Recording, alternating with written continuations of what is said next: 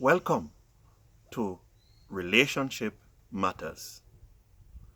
Today we will be looking at how to build and maintain your marriage or relationship.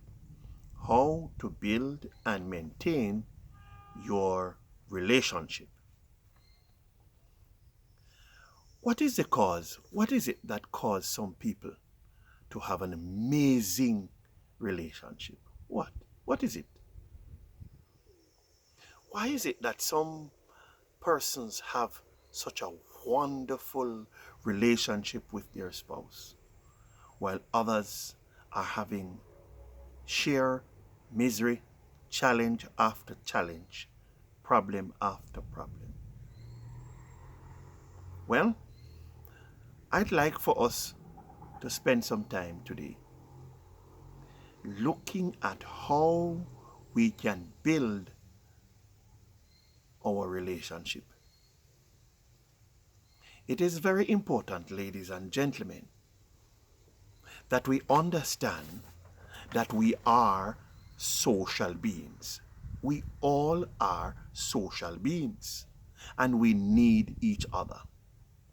Very important point I'd like to share with you at this time. We are social beings and we need each other.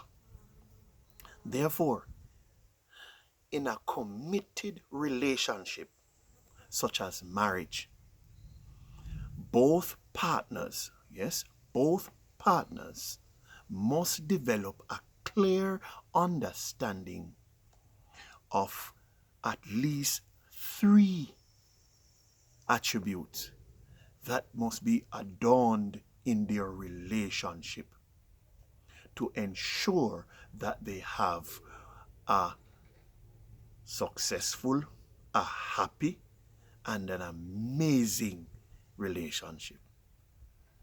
It is possible. I want to point out here, it is possible to have an amazing relationship. And therefore, there are at least three attributes that every couple, every set of partners and groups need to bear in mind when you are in a relationship.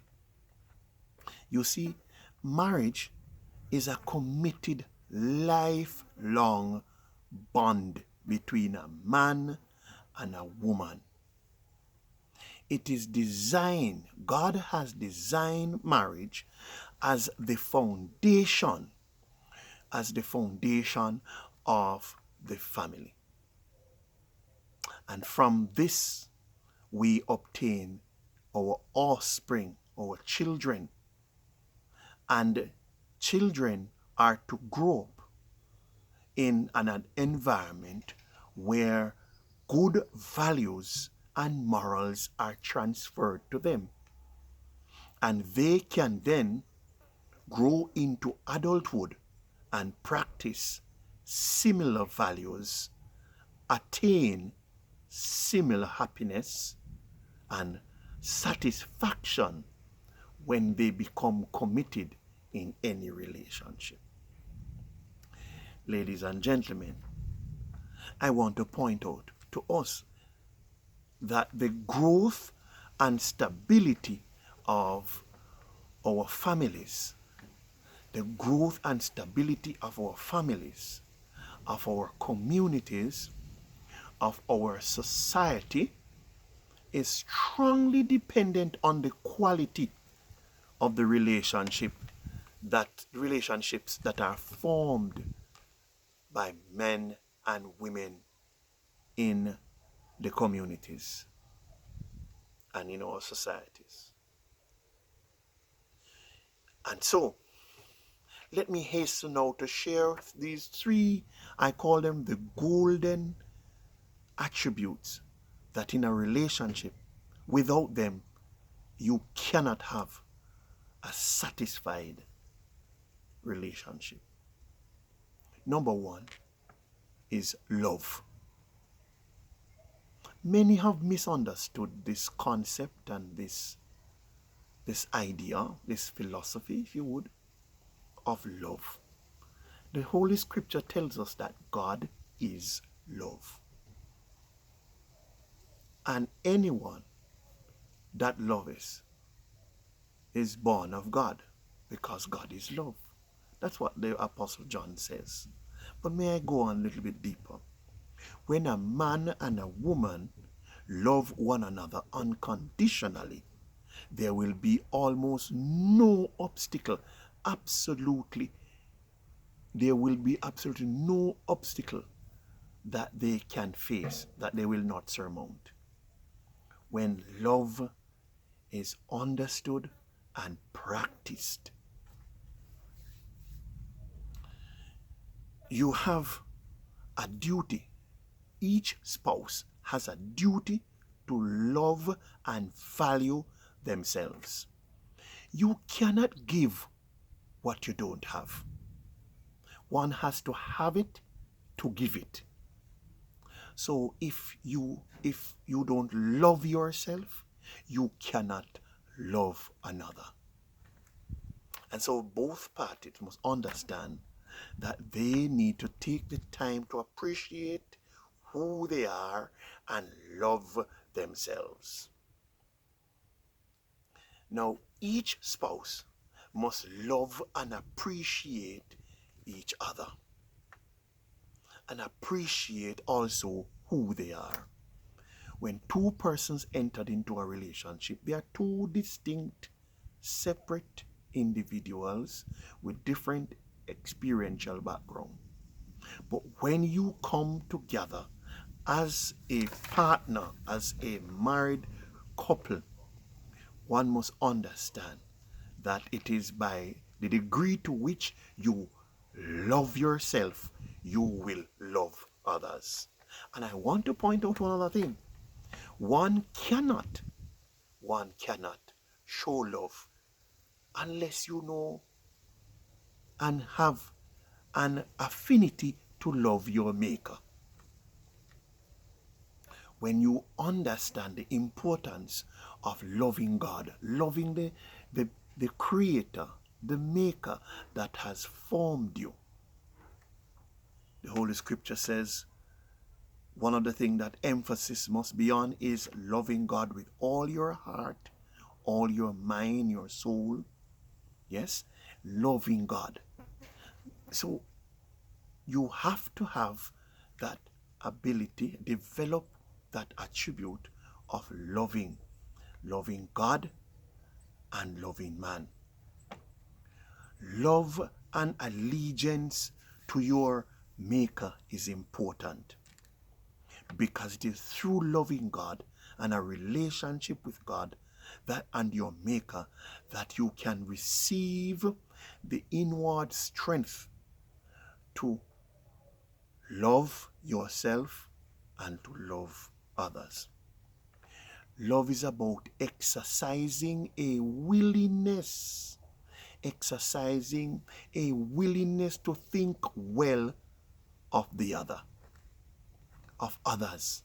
Think well, have a good mind about others. So I must have a good mind about my spouse. To love somebody, it first has to be within you. The love has to be within you. And that happens practically when you are willing to think good about the other person. If within your mind, your intellect, you do not have that affinity to think good of your spouse, you cannot love your spouse. So you need to, man and woman, man and wife, need to understand that you have to be willing to exercise a positive thinking about your spouse, to love them. Love is not just words. It is that which conceived within you, the goodwill that you have within you for somebody else, as well as a willingness to act, to perform deeds So the thinking within you will be translated fulsomely to put into action to now express that which is inside. So when somebody says, I fall out of love, it really means that the whole concept of the mind and the intellect and your capacity to conceive is being corrupted by negative thoughts, by hurt, by resentment. So you cannot love with hurt, resentment, and with hate. So within you must develop a willingness to think good about your partner. And having done that, you can now express it. Now, I want to move quickly to indicate, ladies and gentlemen, that the second golden attribute in building and maintaining your relationship is about financial management. No, a relationship cannot survive without substance. The economy of that team or group or couple will depend on its stability. We are told that empty bags cannot stand. Thus, without resources to satisfy the needs of your spouse, things will fall apart. And many times people try to be naive, and we all know. Matter of fact, in the Holy Scriptures, in Ecclesiastes, in the Holy Scriptures, it says, money answereth all things. Money answereth all things. And therefore, the couple, the husband and wife, must take the time and make the time and effort to plan and manage their resources. And when you are managing your resources, it will contribute to your comfort level. It will contribute not just to your feeling of satisfaction, and it will now also blossom in sharing more activities to engender love. The money is critical. Managing resources is critical. Some people tend to believe that money is only about spending, but it's about managing its use for the betterment of your relationship. And so, that's number 2. I want to tell you, the research have shown, though, before I go to number 3, research have shown that financial problems in relationship ranks number 2 as a reason for why marriages break up, relationship goes bad. It ranks number 2. And so what we have is a situation where it is high on the agenda. So be careful not to be selfish with your resources while you are in a partnership or a relationship or a marriage. One must sit and strategically plan how to manage your resource. Once your resource is what going to sustain your relationship. Ladies and gentlemen, I come to the third element that seems to be missing in so many of our marriages and relationships. And that is respect. So the third golden attribute is exercising respect. Now, each of us bring to our relationship our own individuality and uniqueness and our personality. That's what makes you special. That's what makes you who you are. That's what forms your identity. And therefore, because you come with that, there must be an understanding, an appreciation for the uniqueness and the individuality of your spouse. And when you can appreciate your spouse for who he or she is, then the respect can be given. Respect is about showing regard for the individual, for your husband and for your wife. Respect is a feeling of deep admiration for your spouse. So that's what you need to have for your spouse, deep admiration. Now, the measure of respect for each other will determine how we treat each other. We must never lose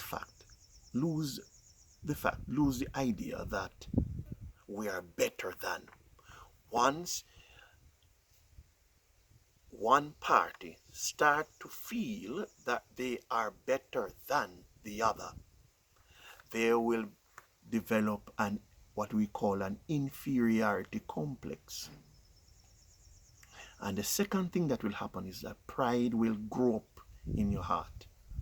And when pride has grown in your heart, it produces what we know as selfishness.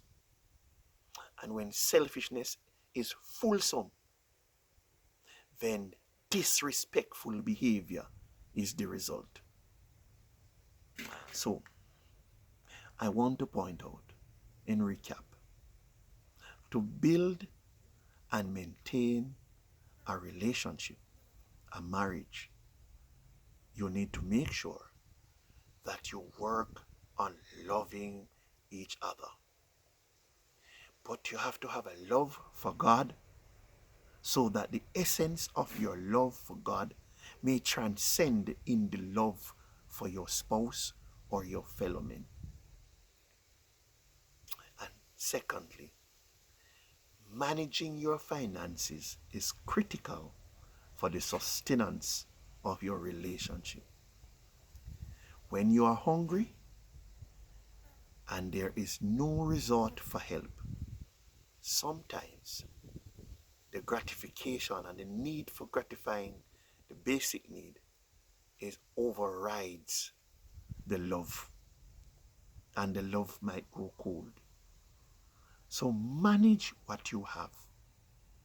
And thirdly, never forget to always respect your partner.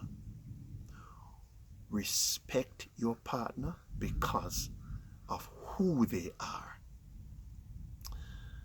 They are God's creation. Your partner will not always think the way you think, will not always understand the way you understand.